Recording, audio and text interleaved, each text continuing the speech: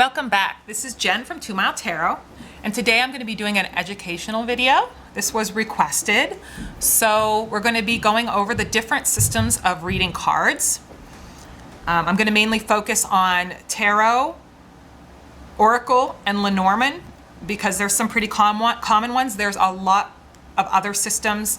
I could be here a long time talking about them, and I don't work with all the systems, so I'm mainly going to stick with those more popular systems. Also, I am not a historian. I have done my best to cross-reference everything. Some of the books that I've used are 78 Degrees of Wisdom, and this is by Rachel Pollack. It's a tarot journey to self-awareness. And this book is fantastic. It has a ton of history in it, all the symbolism in the cards, exactly where it's coming from. Really amazing book. I also used 21 Ways to Read a Tarot Card by Mary K. Greer, as well as numerous internet sites. You can Google all this information. Just be careful to cross-reference the information and make sure that it's correct. Also, this is my opinion. Some of this stuff is literally facts you can look up, but everyone has their own way of reading, what they like to use to read, what they think works best, and what they think it works best for. So this is partially my opinion and how I view the cards. Okay, so with that being said, we're going to get started. I will try to link all of the decks I'm using down in the bottom, but you can feel free to comment and ask me for more information. So first we're going to talk about the tarot, which is the most common system. Okay, so tarot is always 78 cards, 22 major arcana, and 56 minor arcana. You have 4 suits. You have air is swords, you have your fire is wands, your water is cups, and your pentacles are earth. That is in the traditional decks. Now there are variations on that. Artists come up with all kinds of their own ideas, and I will give you some examples of that. But traditionally, that's what you need to have to be considered a tarot deck. 78 cards, 22 major arcana, 56 minor arcana. It must follow that system. The cards have specific meanings that can vary slightly, sometimes more, but there are specific meanings that go with these cards in specific ways that they are generally read, okay?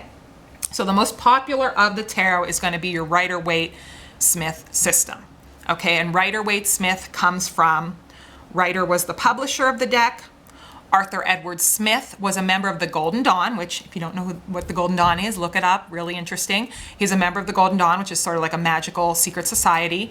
And he designed the deck, and Pamela Coleman Smith, who was also a member of the Golden Dawn, she did the artwork for the deck. So that's where the Rider-Waite-Smith deck comes from, and it's like pretty much the most popular deck. Okay, so just start showing you some examples of the Rider-Waite-Smith here. So the major arcana we talked about, here's some of those cards. We have the Star, we have the Lovers, we have the World. Okay, so these are all like the major events, the bigger events in life. The Empress.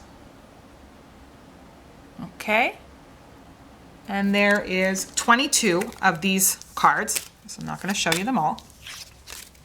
Then you've got your suits. Okay, so you have your pentacles representing your earth. You've got your cups representing water.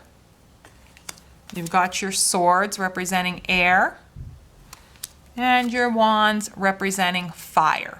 Okay, and they're going to be numbered 1 through 10. You start with the aces, and then you have your numbered cards up to 10 in that specific suit. Okay, the other thing that the Rider-Waite-Smith deck has is the court cards. So you start with your pages, Page of Pentacles. You have your Knight of Pentacles. You have your Queen of Pentacles and your King. So you're going to have, each suit is going to have these 4 cards, these 4 court cards, okay? And they kind of represent the progression through the suit up to kind of being in control of it. So now I'm going to show you some variations on this. Those are the traditional type cards, and I'll show you some of the variants. So you've got here your traditional Six of Pentacles, and this card is about sharing, giving, charity. Okay. Then a variation on that. This is called a pip card, no illustration, and we'll get a little into that next, but Marseille style decks. This is not a Marseille card, but it's a Marseille style in that it has pips. It does not have an illustration. So you're just going to see whatever the element and suit is for these cards. You're not going to see an illustration like here. This is from the 5-cent tarot, and once again, this is the Six of Pentacles. Now, this one has been changed to buttons instead of pentacles, which you'll see. Still means generosity, sharing. You can see the bird sharing a worm. Everyone looks happy, giving, and this is one of the variations you're seeing, but this is an illustrated card, so this is not a pip card. And again, Six of Pentacles from the Forager's Daughter tarot, and you see all the animals sharing generously.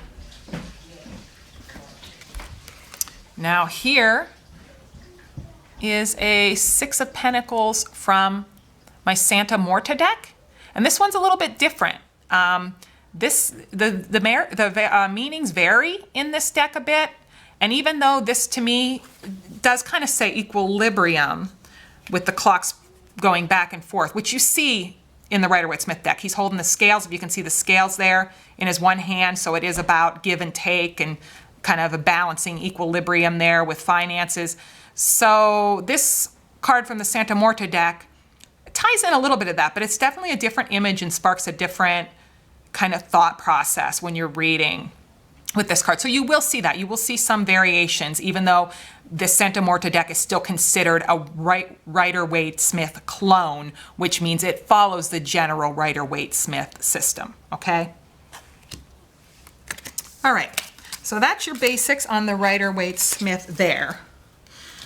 Now, within the tarot, the Rider-Waite-Smith is one of the systems, but then you also have the Thoth system. I do not work with the Thoth. It was developed by Aleister Crowley, who was also a member of the Golden Dawn. If you don't know who he is super interesting. Check it out. But he developed this deck called the Thoth deck, and it is, in my opinion, similar to Rider-Waite-Smith, but he definitely changes some things. He switches up justice and strength. So in Rider-Waite-Smith, strength is 8, justice is 11. He flip-flops them. He gives some different names to the cards. His court cards are also named differently. The imagery is a lot different, but it's sort of similar. I do not work with that. I would like to someday, but I don't at this point. And then you have the Marseille style, which I talked a little bit about earlier. I don't have a Marseille deck. It's kind of a very traditional Renaissance-y looking deck, but the main thing to know about Marseille is that you're gonna see like this, all pip cards. All of your 1 through 10, this is Pentacles, they're all just pip cards. There's no illustration, and that's what's different about Marseille. Now in this deck I'm holding right here, which is the Familiar Tarot by Lisa Parker, this is considered a tarot deck. She follows the basic tarot system, which the Marseille does as well, but she incorporated these pip cards in. So you don't have any illustrations for any of your 4 suits from 1 to 10, okay? So that's what's different about the Marseille deck. Those are a little less common, but definitely something to check out if you're interested. Okay, so that's your basic tarot. Your 3 little variations. There are other variations. Like I said, people are really starting to cross over all of these different styles. So, but that's your basic 3 systems that you're going to see. And the Marseille deck, I just want to say that it is from the 18th century, developed in France, and kind of modeled after some of the Italian cards that were developed a little bit before that, all right? So next, we're going to move on to Oracle decks. Okay, so Oracle decks are different than tarot. They do not follow a system. Each artist can have their different system. There's not a certain number of cards that there need to be. There's not certain meanings, not certain types of artwork. It can vary greatly. They can be really fun to use. I consider them to be a little bit lighter. I don't use them for the bulk of my readings. I will pull them often after a tarot reading because I feel like I get more information from the tarot, but that's just me. But I will pull them afterwards, and they're great to give a client or yourself something kind of tangible to meditate on, to work with. A lot of the Oracle decks will give you actions you can do, meditations you can do, even little spells you can do. This one here is Everyday Witch Oracle, and this one gives you an action, a divination, and a spell that you can do to go along with the card.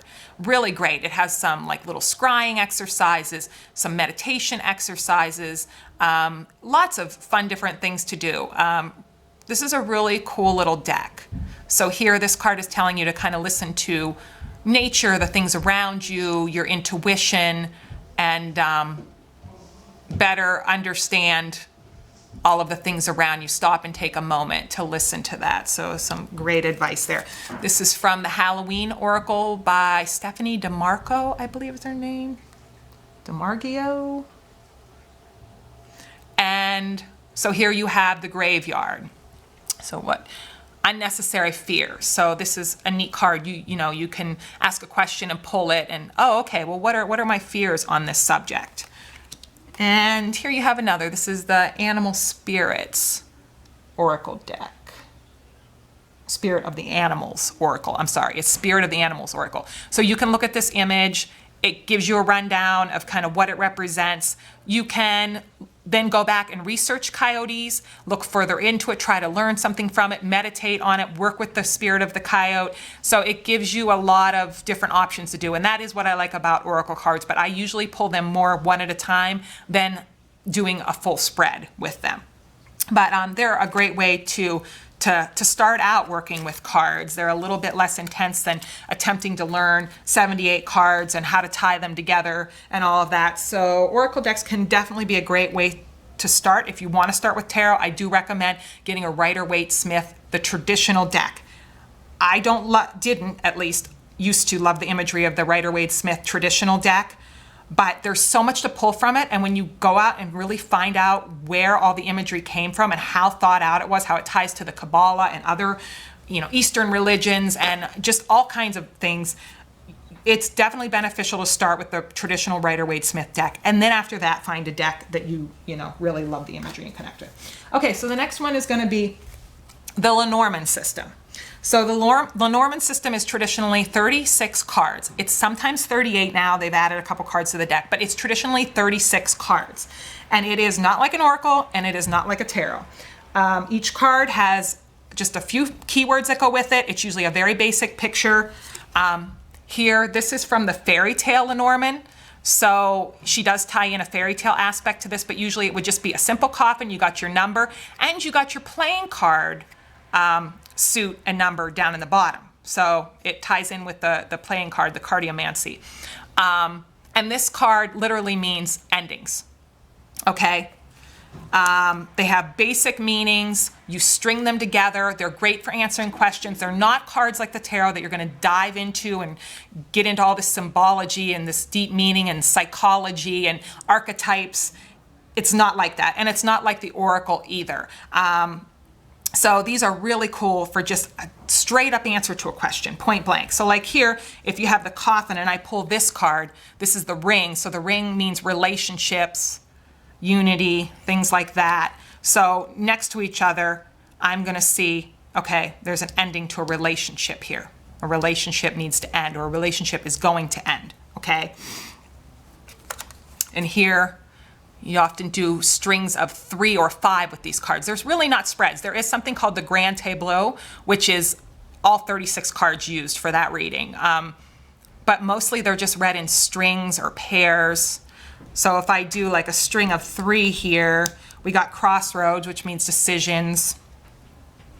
We got house, which can literally mean house, or it can mean stability, a feeling of, security. And the dog, which represents loyalty and friendship, can be a friend, can be an issue with loyalty.